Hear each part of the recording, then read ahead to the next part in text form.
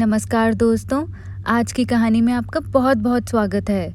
आज की कहानी हमारी ऐसे सास ससुर के ऊपर है जो कि आज की दुनिया में बहुत ही कम देखने को मिलते हैं। तो चलिए आइए हम अपनी कहानी की शुरुआत करते हैं।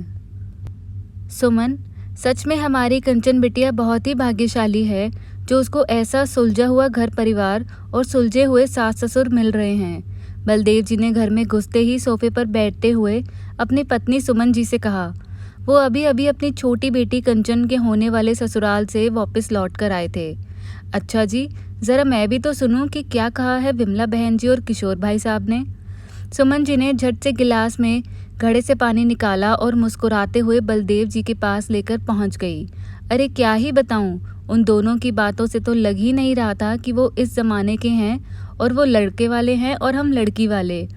और तो और रौनक की भी जैसे बात ही निराली है।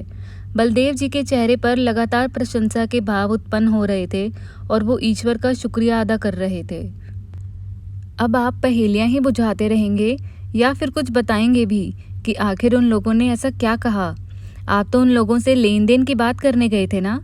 अरे बताता हूँ भाग्यवान, मन उन लोगों की बातों से इतना ज़्यादा गदगद हो रहा है कि जैसे शब्द ही नहीं मुंह से निकल रहे हैं। असल बात यह है कि जब मैंने उनसे लेन देन और दान दहेज के बारे में पूछा और कहा किशोर भाई साहब और विमला बहन जी, अब तो कंचन बिटिया आपके घर की लक्ष्मी बनने जा रही है, लेकिन अगर आप लोग अपनी मांग जांच के बारे में बता दें तो मैं उसी प्रकार से अपनी व्यवस्था को देख सुन लूं। बलदेव जी ने बड़े ही विनम्रता के साथ याचक बनकर किशोर जी और विमला जी से कहा, क्योंकि अभी 2-3 दिन पहले ही उनकी बेटी कंचन के लिए रौनक के साथ शादी के लिए हाँ हुई थी। तो बाकी बातों को जानने और समझने के लिए बलदेव जी किशोर जी के पास गए थे ताकि उसी हिसाब से तैयारियां कर सकें। देखिए बलदेव जी, और सब कुछ तो सही है, लेकिन मैं लेन देन और मांग जांच में बिल्कुल भी विश्वास नहीं रखता हूँ। आप पूरी तरह से अपने ही प्रकार की शादी करने के लिए स्वतंत्र हैं, क्योंकि ईश्वर का दिया सब कुछ है हमारे पास। लेकिन हाँ, एक बात बहुत ध्यान रखिएगा कि आप कंचन को कुछ भी देने दवाने के लिए कहीं से भी किसी भी प्रकार का कर्ज बिल्कुल भी नहीं लेंगे। किशोर जी ने बिल्कुल साफ और स्पष्ट शब्दों में कहा। किशोर भाई साहब, आखिर ये मैं क्या सुन रहा हूँ? बलदेव जी तो किशोर जी के मुंह से ये सब सुनकर चौंक ही पड़े। भाई साहब, जहाँ आज के इस कलयुगी ज़माने में लोग दहेज के लिए सुरसा की तरह मुंह फाड़े रहते हैं, वहीं आप कुछ भी लेने देने से मना कर रहे हैं। मुझे तो सचमुच बहुत ज़्यादा ताज्जुब लग रहा है। क्या सच में आप लोगों को कोई मांग नहीं है?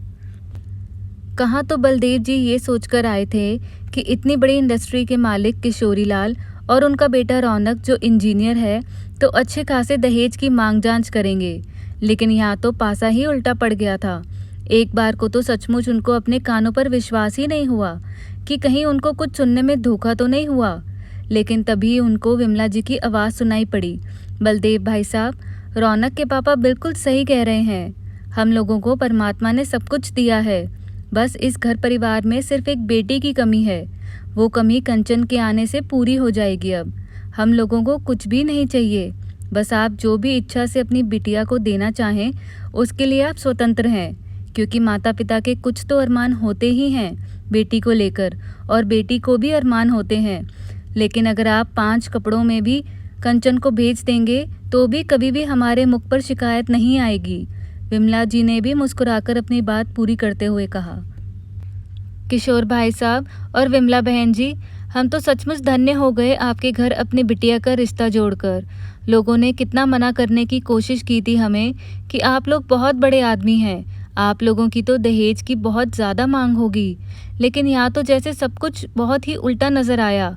बलदेव जी की आंखों में आंसू झिलमिलाने लगे और वो अपनी बड़ी बेटी नीति की शादी के समय पर पहुंच गए कि कैसे उस समय नीति की विदाई के वक्त उसके ससुराल वाले अड़ गए कि बिना 4 पहियों की गाड़ी के उसकी विदाई नहीं होगी, जबकि बलदेव जी ने अपनी हैसियत से बढ़कर सब कुछ दिया था। और यहाँ तक कि बलदेव जी ने उसके ससुराल वालों के सामने अपनी पगड़ी तक उतार कर रख दी थी, तब भी वो लोग नहीं पसीजे थे। फिर नीति के मामा जी ने गाड़ी के लिए चेक काट कर दिया, तब उन लोगों ने नीति की विदाई करवाई थी। इसलिए जब खुद विमला जी ने कंचन के लिए अपने बेटे रौनक का रिश्ता भेजा था तो सब रिश्तेदार और घर वालों ने बहुत समझाया था कि रौनक और कंचन की शादी के लिए साफ मना कर दो, जब नीति के ससुराल वाले मध्य वर्गीय परिवार से थे तब तो उनकी इतनी नौटंकी दिखाई, और ये लोग तो बहुत बड़े इंडस्ट्री के मालिक हैं। इनके तो ख्वाब और भी ऊंचे होंगे। लेकिन आज तो किशोरी जी ने बलदेव जी के सीने पर पड़ा पत्थर पूरी तरीके से हटा दिया था। वास्तव में मैं धन्य हो गया। बलदेव जी ने कुर्ते की आस्तीन से अपने आंसुओं को पोंछ लिया। बलदेव भाई साहब, शर्मिंदा मत कीजिए हमें। अगर हम बेटे वाले हैं तो आप भी बेटी वाले हैं। आज बेटे वाले और बेटी वाले सब बराबर हैं। अगर कोई माता पिता अपनी बेटी बेटे वालों को ना दे तो क्या हमारे बेटे ब्याह पाएंगे? धन्य तो आप हैं जो अपनी बेटी हमारे परिवार में दे रहे हैं। कहते हुए किशोर जी ने बलदेव जी को गले से लगा लिया। विमला जी, बढ़िया सी चाय बनाकर लाइए और बलदेव जी को पिलाइए। अरे भाई, ये हमारे होने वाले समधी जी हैं और आज से हमारे परिवार के सदस्य भी। किशोर जी ने मुस्कुराते हुए अपनी पत्नी से कहा। जी बस अभी लेकर आती हूँ। विमला जी उठकर चाय बनाने के लिए अंदर चली गई। पापा, आप कब आए? तभी किचन की चहकती हुई आवाज़ से बलदेव जी उन बातों से वापस लौट आए। बस बेटा, अभी आया हूँ। अब बताओ सुमन कि अपनी कंचन भाग्यशाली है कि नहीं? बलदेव जी ने सुमन का चेहरा निहारते हुए कहा। हाँ जी, अपनी कंचन सचमुच बहुत भाग्यशाली है। सुमन ने दोनों हाथों से कंचन का चेहरा पकड़कर चूम लिया। क्या हुआ मम्मी? आखिर क्या बात हुई रौनक के घर पर?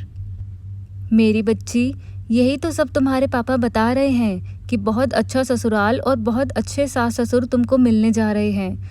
बस एक बात गांठ बांध लेना, कभी भी अपने सास ससुर का दिल मत दुखाना।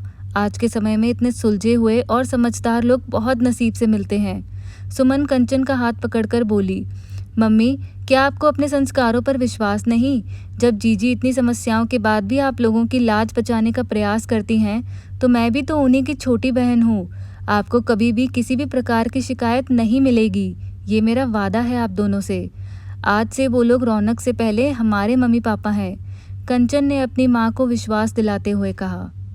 थोड़े ही दिनों बाद बहुत ही राजी खुशी से रौनक और कंचन की शादी हो गई और जैसे किशोर जी और विमला जी ने कहा था वैसा ही करके दिखाया और रौनक के रूप में बलदेव जी और सुमन जी को एक बेटा भी मिल गया था। दोस्तों, मुझसे जुड़ने के लिए आपको बहुत बहुत धन्यवाद। ऐसी और कहानियाँ सुनने के लिए आप मेरे चैनल को सब्सक्राइब कर सकते हैं। अपना कीमती वक्त देने के लिए आपका बहुत बहुत शुक्रिया।